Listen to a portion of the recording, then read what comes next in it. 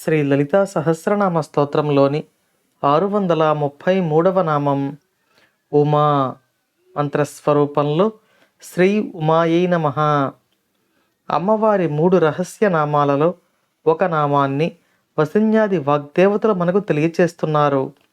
ఈ అమ్మవారి రహస్య నామం ఉమా. అమ్మవారు పార్వతీదేవిగా హిమవంతుని ఇంట జన్మించినప్పుడు తల్లి అయిన మేనాదేవి అమ్మవారిని ఈ నామంతో సంబోధించింది. అమ్మవారు పరమేశ్వరునికై తపస్సుకు వెళుతూ ఉన్న సందర్భంలో అమ్మవారి యొక్క మనసులో శివుని గురించిన ఆలోచన తప్ప ఏ ఆలోచన లేదు. శక్తి స్వరూపిణి పరబ్రహ్మమును గురించి మాత్రమే ఆలోచిస్తూ ఉంటారు.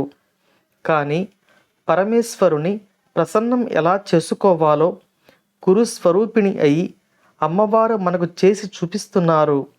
కాబట్టి మనస్సునందలి వివిధ వికారాలను అదుపులో ఉంచి పరమేశ్వరుని యొక్క తపస్సుకై బయలుదేరుతున్న ఈ అమ్మవారి రూపం మన మనసులోని వివిధ రకాల ఆలోచనలను నియంత్రించి మనకు ఈశ్వరుని యొక్క అనుగ్రహాన్ని ఇవ్వగలదు.